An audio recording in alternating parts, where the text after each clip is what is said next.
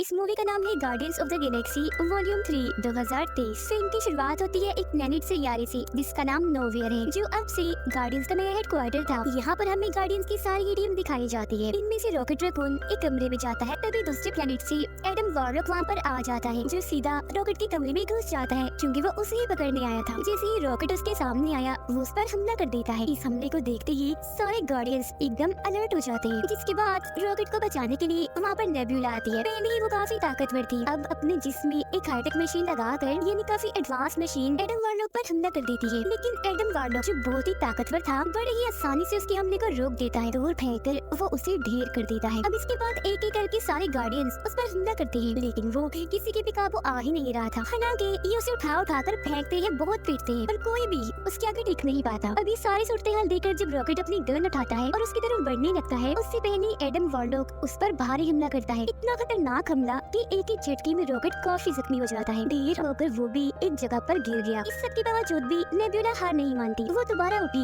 अपने हाथ को तलवार बना लेती है, जिसे जाकर वो एडम वॉरलॉक के पेट में घुसा देती है, जिससे अब वो इतना जख्मी हो गया कि वहीं पर ही बेहोश हो जाता है। अब इससे पहले कि सारे गार्डियंस दोबारा से उस पर हमला करते, उससे पहले ही एडम वॉरलॉक उठता है और झट से नोवेयर से भाग जाता है। अब पीटर और उसका साथी रॉकेट के पास आते हैं, जो जख्मी हालत में वहाँ गिरा पड़ा था। उसका इलाज करने के लिए जख्मों को ठीक करने वाली एक डिवाइस उसके जिस्म से लगा देते हैं। लेकिन जैसे मशीन एक्टिवेट हुई, ऑन हुई, रॉकेट तड़पने लगता है। देखने से लग रहा था जैसे वो मशीन रॉकेट की जान ले रही है। ये देखकर फौरन नेब्यूला वहाँ पर भाग कर आई, पीटर से कहकर जल्दी से इस मशीन को बंद करवाती है। फिर वो रॉकेट के पूरे जिस्म को अच्छे से स्कैन करके चेक करके सबको बताती है कि असल में इसके जिस्म के अंदर बहुत सारी मशीन फिट की गई है। उन सारी मशीन के अंदर एक मशीन ऐसी भी है जिसे रॉकेट के दिल के पास लगाया गया है, और अगर किसी ने भी उस मशीन को निकाले बगैर रॉकेट का इलाज करने की कोशिश की, तो वही मशीन रॉकेट की जान ले लेगी। और ये सब कुछ रॉकेट के साथ उस मशीन की वजह से हो रहा था, जो वो तड़प रहा था। सारे ही गार्डियंस रॉकेट को ठीक करने में लग जाते हैं, जबकि रॉकेट जो जख्मी पड़ा था, बेहोश था, उसे अपनी पुरानी यादें याद आने लगती है, यानी कि उसका माजी, गुजरा हुआ वक्त। उसकी यादों में दिखाया जाता है कि बहुत साल पहले रॉकेट एक छोटा सा रकून था, जो एक जानवर ही होता है, जो अपने जैसे बाकी रकून्स के साथ एक पिंजरे में कैद था। लेकिन एक दिन हाई एवोल्यूशनरी वहाँ पर आया, उसने रॉकेट को चुरा लिया, जिसके बाद उस पर एक्सपेरिमेंट किया। जिसके बाद रॉकेट का दिमाग बहुत तेज हो जाता है, उसकी जहानत, उसकी ताकत हाई एवोल्यूशनरी से भी काफी ऊपर चली जाती है। लेकिन जैसे एक्सपेरिमेंट पूरा होता है, बेचारे रॉकेट को दूसरी चीज में डाल दिया जाता है। जी हाँ, उसके जैसे और भी कई सारे जानवर थे, उन्हें भी यहाँ पर कैद करके लाया गया था एक्सपेरिमेंट करने के लिए। वो 3 जानवर थे जिनकी रॉकेट से दोस्ती हो जाती है। उधर नेब्यूला रॉकेट के पूरे जिस्म को चेक करके ये पता लगवा लेती है कि उसके अंदर जो मशीन फिट की गई है, उन्हें कहाँ बनाया गया था। तो वो सभी सोचने लगे कि अगर हम उस जगह पर चले जाए जहाँ पर इन मशीन को बनाया गया था, तो हो सकता है हम रॉकेट को ठीक कर दें। और फिर अगले ही पल वो वहाँ पर जाने का फैसला करते हैं, जो एक दूसरा प्लेनेट था जिसका नाम ऑर्बोस्कोप था। पीटर अपनी पूरी टीम को तैयार कर लेता है,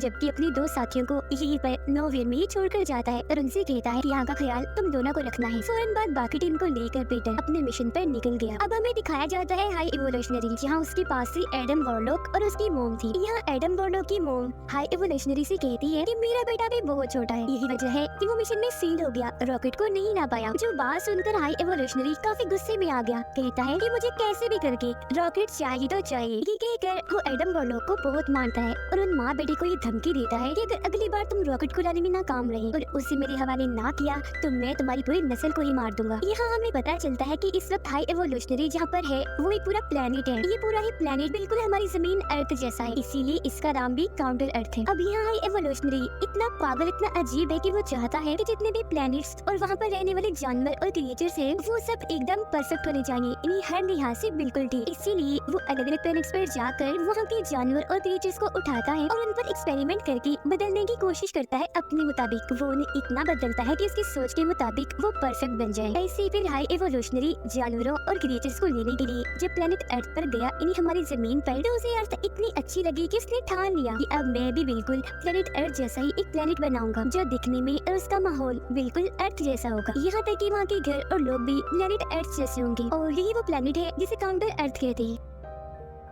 गार्डियंस की टीम अपने शिप में बैठकर ऑर्बोस्कोप के पास पहुंच गई, लेकिन इससे पहले कि वो ऑर्बोस्कोप के अंदर जाते ही उनकी शिप में कुछ लोग आ जाते हैं, जिनमें से एक होती है गमोरा। यहाँ ये सारे लोग पीटर क्विल और बाकियों को बताते हैं कि हमें यहाँ पर असल में नेबुला ने बुलाया है, क्योंकि उसने हमसे वादा किया है कि वो हमें 1 लाख का इनाम देगी अगर हम उनके साथ चलकर उनकी मदद करेंगे। इसीलिए अब हम भी तुम्हारे मिशन में तुम्हारा साथ देने आए हैं। अब जैसा कि मैंने आपको बताया, रॉकेट बेहोश है। उसकी यादों में माजी में दोबारा से हम देखते हैं कि हाई एवोल्यूशनरी ने अब तक जितने पर भी एक्सपेरिमेंट किए थे उनमें से सबसे बेस्ट और परफेक्ट रॉकेट ही था, क्योंकि सबकी निस्बत रॉकेट का दिमाग बहुत तेज है। सबसे पहले हाई एवोल्यूशनरी रॉकेट को पकड़कर उसके दिमाग का टेस्ट लेता है, और जब रॉकेट उस टेस्ट को पास कर लेता है तो हाई एवोल्यूशनरी ये समझ गया कि रॉकेट सच में बहुत होशियार स्मार्ट है। जिसके बाद उसने रॉकेट को काउंटर अर्थ दिखाया, जहाँ पर रॉकेट उड़ते हुए रॉकेट को देखकर पूछता है कि ये क्या है, जिस पर हाई एवोल्यूशनरी कहता है कि ये रॉकेट है जो हमेशा हवा में उड़ता है। जिसके बाद वो रॉकेट के दिमाग को और टेस्ट करने के लिए एक लैब में लेकर आया। वो रॉकेट को वहाँ एक चेम्बर दिखाता है और उसकी आंखों के सामने चेम्बर के अंदर एक टर्टल कछुए को डालता है, और अब वो उस कछुए को बदलने की कोशिश करता है। अब वो कछुआ बदल तो जाता है, लेकिन साथ ही वो बहुत ज्यादा अग्रेसिव गुस्से वाला बन जाता है। ये दिखाते हुए हाई एवोल्यूशनरी रॉकेट को कहता है कि मैं इनको बदल तो पा रहा हूँ, वो भी बिल्कुल परफेक्ट, लेकिन मुझे एक बात की समझ नहीं आ रही कि बदलने के बाद ये इतने गुस्से वाली अग्रेसिव क्यों हो जाते हैं, जबकि मैं तो इनको बिल्कुल शांत बनाना चाहता हूँ। ये सुनकर रॉकेट उस चेम्बर मशीन को देखते हुए हाई एवोल्यूशनरी को बताता है कि इस मशीन में एक गड़बड़ है, एक खराबी है। जब चेम्बर मशीन में डालकर उन सबको बदला जाता है तो उनके बदलने के साथ साथ उनके दिमाग का एक केमिकल भी बदल जाता है, और वही वजह है इन सबके अग्रेसिव गुस्से होने का। तो अगर आप उस केमिकल को ही बदलने से रोक लेंगे तो ये सब बिल्कुल शांत हो जाएंगे जैसे आप चाहते हैं। रॉकेट की बात सुनकर हाई एवोल्यूशनरी बिल्कुल ऐसे ही करता है, और हैरत ऐसा करने पर उसको पॉजिटिव रिजल्ट ही मिलता है, मतलब जैसा उन्होंने सोचा था वैसा ही होता है। हाई एवोल्यूशनरी ये देखकर काफी चौंक भी गया और खुश भी हो गया कि अब मैं अपने एक्सपेरिमेंट में कामयाब हो गया हूँ। हाई एवोल्यूशनरी इतना खुश था कि वो अपने साथियों को कहता है कि मुझे अपने इस प्रोजेक्ट रॉकेट का दिमाग चाहिए, ये बहुत ही स्मार्ट है, बहुत ही ज़हीन है, सच में उसके पास ऐसा दिमाग है जो मेरे पास भी नहीं। साथ ही हाई एवोल्यूशनरी को इस बात से भी गुस्सा था कि ये रॉकेट रकून मेरा ही सब्जेक्ट है, अपने एक्सपेरिमेंट के जरिए इसको मैंने ही ऐसा बनाया है, तो फिर ये मुझसे ज़हीन मुझसे आगे कैसे हो सकता है। हालांकि ये तो छोटा सा क्रिएचर है, लेकिन फिर भी वो अपने साथियों को कहता है कि कल सुबह होते ही तुम इसको मार देना, इसका दिमाग निकाल कर मुझे दे देना, मैं इसके दिमाग पर एक्सपेरिमेंट करूंगा और ये पता लगवाऊंगा कि आखिर वो इतना क्रिएटिव कैसे सोच सकता है, और फिर उसकी मदद से मैं एक नई दुनिया बनाऊंगा जहाँ सिर्फ मैं उन्हीं क्रिएचर्स को रखूंगा जो हर लिहाज से पूरी तरह परफेक्ट होंगे, बिल्कुल मेरे मुताबिक। और हाँ, इसका दिमाग निकालने के बाद जिसके साथी है ना उनको भी मार देना, क्योंकि वो हमारे अब किसी काम के नहीं। इतना कहती रॉकेट को दोबारा उसकी जेल में बंद कर दिया जाता है। जेल में आते ही रॉकेट अपने साथियों को बताता है कि कल सुबह होते ही हम सबको मार दिया जाएगा, इसीलिए अब हमें कुछ भी करके यहाँ से निकलना होगा। जिसके बाद वाइडर स्पेसशिप है उनमें बैठकर हम यहाँ से निकल जाएंगे। ये कहते ही रॉकेट वहाँ पर रखी हुई सारी चीजों को इकट्ठा करता है और एक चाबी बना लेता है। उस चाबी से अपनी जेल का ताला खोलता है और वहाँ से बाहर आ जाता है, और अपनी एक दोस्त जो उसे सबसे प्यारी थी उसको भी बाहर निकाल लेता है। लेकिन तभी वहाँ पर हाई एवोल्यूशनरी आ जाता है जो उसकी दोस्त को गोली मार देता है, जिससे रॉकेट की दोस्त की वहीं पर ही मौत हो जाती है। फिर हाई एवोल्यूशनरी से कहता है मैं जानता था रॉकेट तुम यहाँ से भागने की कोशिश जरूर करोगे, तो इसीलिए मुझे यहाँ पर आना पड़ा, और अब मैं तुम्हारे बाकी साथियों को भी मार दूंगा और अभी के अभी तुम्हारा दिमाग निकालूंगा। सुबह तक का इंतजार मैं नहीं करने वाला। अपनी आंखों के सामने ही रॉकेट अपनी दोस्त को मरा हुआ देखकर बहुत दुखी हो जाता है, और अब उसे काफी गुस्सा भी आ गया था। वो हाई एवोल्यूशनरी पर हमला कर देता है, उसका मुंह नोचकर वहाँ से भाग जाता है।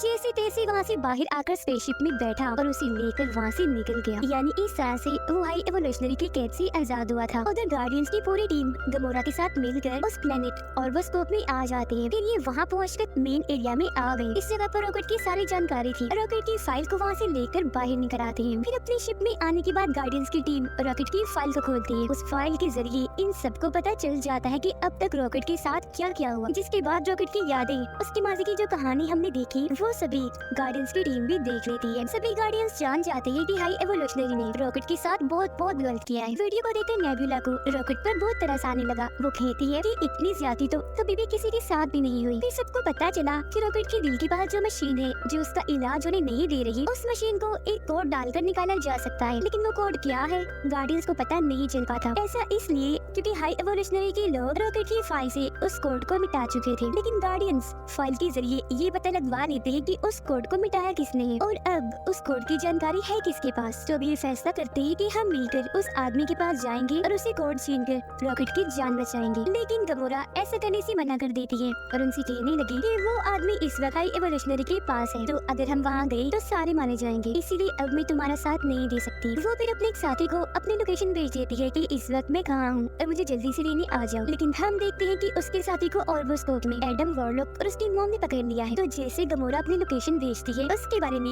एडम वॉरलॉक और उसकी मॉम को भी पता चल गया था, तो इसीलिए वो गार्डियंस को पकड़ने के लिए जाने लगती है। उधर गार्डियंस जैसे ही हाई एवोल्यूशनरी के पास पहुँचते हैं तो वो इन्हें बताता है कि जानती हो मेरा प्लान क्या है, अब मैं तुम सबको मार दूंगा और तुमसे रॉकेट को हासिल कर लूंगा जो मेरा सब्जेक्ट है। ये सब कुछ मैंने ही किया है, तुम्हें यहाँ पर अपने प्लान के जरिए मैंने ही बुलाया है। जिसके बाद अपने लोगों को वही हुक्म देता है कि बाहर गार्डियंस की शिप में रॉकेट है, जल्दी से जाकर उसे ले आओ। फिर हाई एवोल्यूशनरी जाकर अपनी शिप में बैठ जाता है और अपने लोगों को हुक्म देता है कि अब मेरे जाने के बाद इस पूरे प्लेनेट को तबाह कर दो। उसके लोग ऐसे ही करने लगते हैं, शिप को उड़ाकर धीरे धीरे प्लेनेट को तबाह करने लगते हैं, जिससे होता ये है कि वहाँ पर जगह जगह धमाके होने लगते हैं। ये सब होता हुआ देखकर गार्डियंस टीम के दो लोग पीटर और ग्रूट जो वहीं पर थे हाई एवोल्यूशनरी के लोगों से लड़ने लगते हैं। अपने पावरफुल गन से वो उन सभी को शूट करने लगते हैं और उन सब में से उस आदमी को उठा लेते हैं जिसके पास उस मशीन का कोड है जिसके जरिए वो रॉकेट को बचा सकते हैं। अब पीटर के बाकी साथी देखते हैं कि ये पूरा प्लेनेट तबाह हो रहा है, जबकि हाई एवोल्यूशनरी अपनी शिप को यहाँ से निकलवा रहा है। अब गार्डियंस टीम के उन तीनों मेंबर्स को ये लगता है कि पीटर और ग्रूट अभी भी स्पेसशिप में हैं, तो उन्हें बचाने के लिए वो स्पेसशिप में चले जाते हैं। लेकिन असल में पहले ही पीटर और ग्रूट उस आदमी को लेकर स्पेसशिप से कूद चुके थे। पीटर और ग्रूट सीधा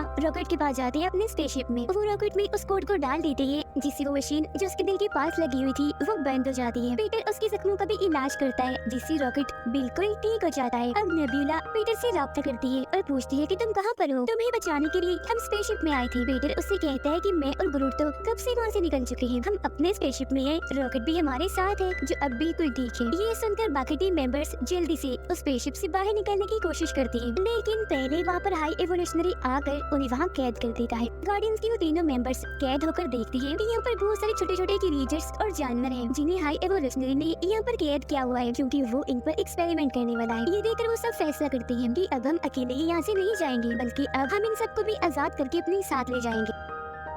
पीटर और उसके बाकी साथी हाई एवोल्यूशनरी की स्पेसशिप के लिए निकल जाते हैं अपने बाकी साथियों को बचाने के लिए। पीटर अपने प्लेनेट नोवियर पर राब्ता करता है और अपने साथी को कहता है कि जल्दी से यहाँ पर आ जाओ जहाँ पर मैं तुम्हें कहता हूँ। जब उसका साथी ऐसे करता है जो लोकेशन थी हाई एवोल्यूशनरी की स्पेसशिप के बिल्कुल पास, जिसके बाद पीटर अपने साथियों को लेकर उसकी स्पेसशिप में आ जाता है अपने साथियों को बचाने के लिए। यहाँ पर हम हाई एवोल्यूशनरी, उसके साथी और गार्डियंस ऑफ द गैलेक्सी की टीम के बीच जबरदस्त किस्म की लड़ाई को देख पाते हैं। लेकिन क्योंकि गार्डियंस की टीम ज्यादा बहादुर थी तो बहुत अच्छे से उनका सामना करती है और एक जबरदस्त सी लड़ाई के बाद उन्हें हरा देते हैं और फिर आखिरकार वो हाई एवोल्यूशनरी को भी हरा देते हैं। ये वो सारे मिलकर रॉकेट को कहते हैं कि अब तुम हाई एवोल्यूशनरी को जल्दी से मार दो, लेकिन रॉकेट ऐसा करने से मना कर देता है। अपनी टीम को कहता है कि मैं इसके जैसा नहीं हूँ, अगर हाई एवोल्यूशनरी ऐसा है तो मैं उसके जैसा नहीं बन सकता। इसी के साथ गार्डियंस की टीम हाई एवोल्यूशनरी की शिप में जितने भी लोग, जानवर, क्रिएचर्स बंदी थी उन सबको आजाद करवा लेते हैं। वो फिर उन सबको भी नोवियर में डाल देते हैं और खुद भी वहीं आ जाते हैं। और ये सब करने में उनका साथ एक डॉग देता है जो पीटर का साथी था, क्योंकि वो अपनी ताकतों का इस्तेमाल करके नोवियर प्लेनेट को हाई एवोल्यूशनरी की स्पेसशिप से जोड़ देता है। लेकिन वो इतनी सारी ताकत लगा चुका था कि बीच में ही उसकी ताकत टूट जाती है, जिससे नोवियर प्लेनेट और हाई एवोल्यूशनरी का स्पेसशिप एक दूसरे से अलग अलग हो जाते हैं। जिससे सारे लोग तो नोवियर प्लेनेट पर आ गए थे, लेकिन पीटर अभी भी हाई एवोल्यूशनरी की स्पेसशिप में था। ये देखकर पीटर काफी घबरा गया। वो एक लंबा सा जंप मारकर कूद कर नोवियर में आने की कोशिश करता है, लेकिन उसके ऐसा करने से वो स्पेस में खुले आसमान में ही लटक जाता है, जहाँ उसकी हालत काफी खराब हो जाती है। ऐसा लग रहा था जैसे वो मरने वाला है। लेकिन उससे पहले ही एडम वॉरलॉक वहाँ पर आया और पीटर को उठाकर नोवियर में ले जाता है, जिससे उसकी जान बच जाती है। जिसके बाद सारे गार्डियंस ये फैसला करते हैं कि अब हम इन सभी जानवर, क्रिएचर्स और इंसानों को लेकर एक नई दुनिया बनाएंगे, जहाँ वो उन सबको एक अच्छी जिंदगी देंगे और उन सबको